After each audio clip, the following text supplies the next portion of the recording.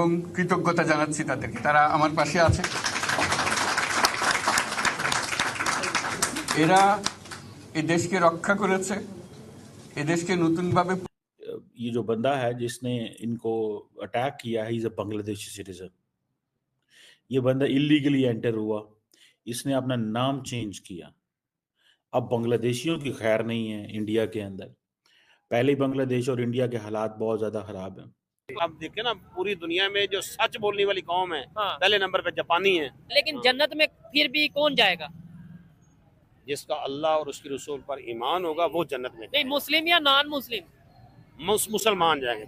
और दूसरी बात यह है कि इसका कॉन्फिडेंस चेक करें कि ये he knows he is illegal, he knows is from Bangladesh, he knows rather than कोई जॉब करे, कोई काम करे, छुप छुपा के वहां पे कुछ करने की कोशिश करे, वो उल्टा वहां पे जाके सुपरस्टार के घर में उसने कहा एक ही दफा सारा माल लेके निकलो और वापस बांग्लादेश चलो, जो वो उल्टा कुछ जो है वो मुश्किल पड़ गई वहां पे। इंडिया से पंगा लेंगे, इनको बाकी और आगे कोई सोर्स नहीं है, ये कहाँ जाएंगे? क्योंकि इंडिया के अलावा कोई हेल्प करने वाला भी नहीं है। अगर इनको गवर्नमेंट ने इनके सर से हाथ उठाया तो ये यतीम होंगे और वहाँ पे क्राइम स्टार्ट होंगे और ये सारी चीजें वहाँ जन्म लेंगी और फिर ये होगा कि बच्चा भी बड़ा हो के ये कहेगा जैसे आज बलोचिस्तान वाले कहते हैं हमारे साथ ज्यादती हुई है।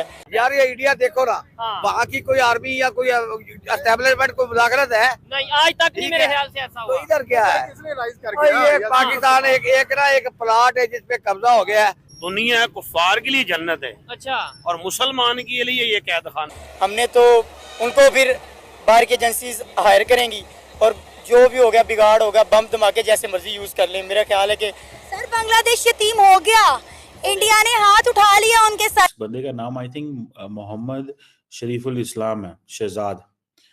और ये जो बंदा है ये इसकी मैं तो जुर्रत को देख के बड़ा हैरान हूँ कि इसकी जुर्रत कितनी है कि ये किसी के घर घुस जाएगा वहाँ पे स्टार के। और हमारे वज़ीर खजाना साहब का थे महबूब साहब, अच्छा, महबूब लाग साहब, जी, उन्होंने जो प्लान बनाया था वही हांगकांग ले गया, वो तरक्की करके हम पीछे रह गए। कम से कम 10-15 साल के लिए पॉलिसी बने, वो उसमें कंसिस्टेंसी हो। अगर फजल पता चले कि हमारे मुल्क में हम बनाए तो हम लोगों में अवेयरनेस है। वो सोच ढूंढने चाहिए जिससे ये इंडिया से माफी मांग के ये सब रफा दफा कर लें। अभी भी मौका है, अभी भी कुछ नहीं हुआ, नहीं तो फिर ऐसे होगा फलस्तीन जैसे इसराइल का छोटी सी बात पे काम शुरू हुआ तो खत्म होने का नाम नहीं ले रहा।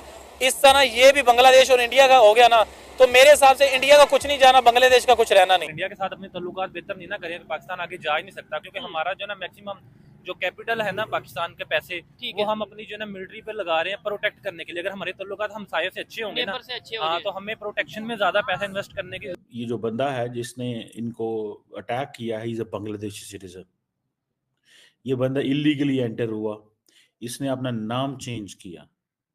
अब बांग्लादेशियों की खैर नहीं है इंडिया के अंदर।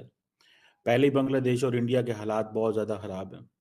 और दूसरी बात यह है कि इसका कॉन्फिडेंस चेक करें कि ये he knows he is illegal, he knows is from Bangladesh, he knows rather than कोई जॉब करे, कोई काम करे, छुप छुपा के वहाँ पे कुछ करने की कोशिश करे, वो उल्टा वहाँ पे जाके सुपरस्टार के घर में उसने कहा एक ही दफ़ा सारा माल लेके निकलो और वापस बांग्लादेश चलो, जो वो उल्टा कुछ जो है वो मुश्किल पड़ गई वहाँ पे।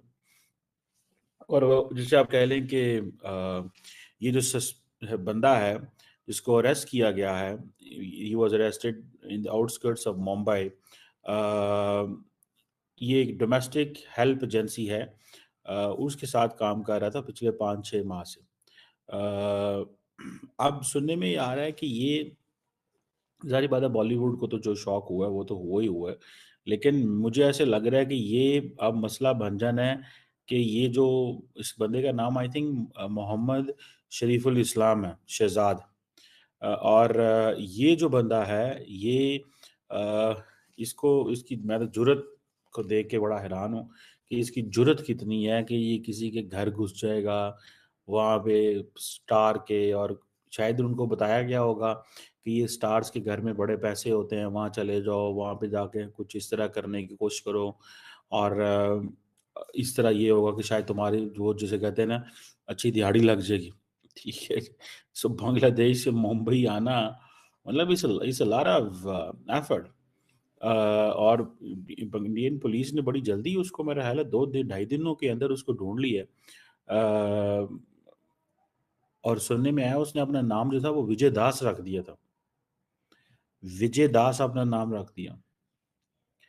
और ये आप समझ लें, ये जो रॉबरी करना,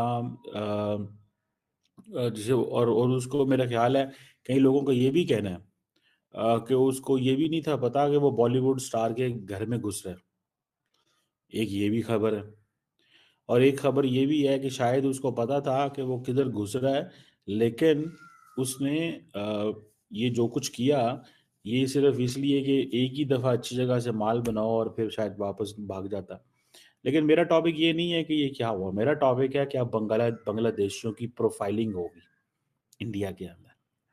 जैसे मुसलमानों की 9/11 के बाद प्रोफाइलिंग होती है ना, तो इस मसले को, एक तो ज़ाहिर बात है सैफ अली खान की वजह से it became a very high profile, फिर करीना कपूर की वजह से it became a high profile case, फिर अभी हाल ही में क्योंकि ये प्राइम मिनिस्टर मोदी से सारे मिले हैं, तो ऑलरेडी ना भी मिलते मोदी साहब से तो even then they had this kind of a connection, ताल्लुकात। आई थिंक मुझे याद है, if I am not wrong कि इनकी शादी में मोदी साहब आए थे। करीना कपूर और सैफ अली खान की शादी में नरेंद्र मोदी आए थे और ये एज ए प्राइम मिनिस्टर ही थे जब ये शादी हुई।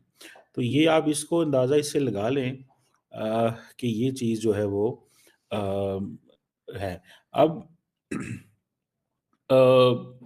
अब इसमें ये समझ लें, सुनने में आया कि कोई कहीं से ये डायमंड रिंग भी करते पकड़ा गया या क्या हुआ, लेकिन ये उसको उन्होंने, जारी बात है क्योंकि हाई प्रोफाइल केस था तो उन्होंने डेफिनेटली इनको नहीं छोड़ना था और उन्होंने हर कीमत पे इसको फैसला करना ही करना था।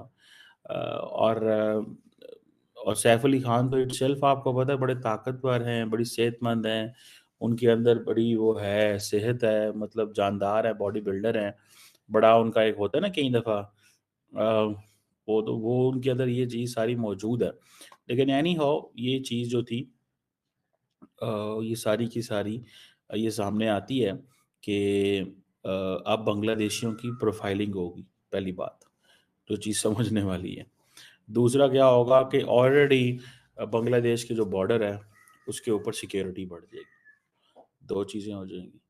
तीसरा इसमें जारी बात है ये चीज़ होगी कि जितने भी बांग्लादेशी हैं वो सारे के सारे जो इल्लीगल हैं वो सारे के सारे छुपते फिरेंगे, या कईयों को उनके खिलाफ क्रैकडाउन होंगे। क्या होंगे? क्रैकडाउन। देखें, इंडिया वो मुल्क नहीं है कि जहाँ पे लेबर की कमी है।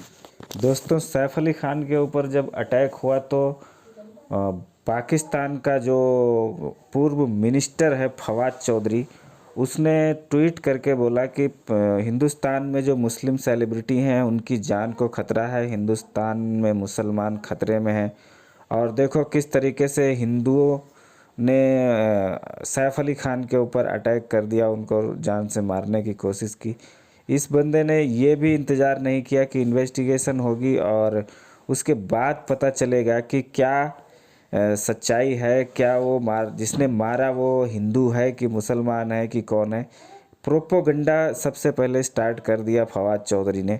लेकिन जब पुलिस इन्वेस्टिगेशन हुई तो पता चला कि जिस बंदे ने सैफ अली खान के ऊपर अटैक किया था वो एक बांग्लादेशी है, घुसपैठिया है, उसके पास यहाँ रहने के लिए कोई पेपर्स भी नहीं है। और इस तरीके से बांग्लादेशी भारत में फैले हुए हैं कि कभी भी किसी को भी अटैक कर सकते हैं। तो अब जो इंडिया है उसको एकदम अपनी नीति को साफ़ करना चाहिए और जितने भी इलीगली घुसे हुए हैं बांग्लादेशी, इनको सबको निकाल के फेंकना चाहिए यहाँ से। तभी भारत के सिविलियंस को जो है वो शांति मिलेगी। अगर ऐसा नहीं होता है तो जो हाई क्लास लोग हैं, अगर ऐसे अराजक तत्व घूमते रहेंगे सरेआम, तो फिर उनकी सिक्योरिटी का क्या होगा। और ऐसा भी एक डर है कि कहीं अगर ज़्यादा क्राइम और ऐसा कुछ बढ़ेगा तो जो भारत के बड़े बड़े लोग हैं वो फिर विदेशों में शिफ्ट होना स्टार्ट कर देंगे अगर इंडियन गवर्नमेंट सिक्योरिटी नहीं देती है।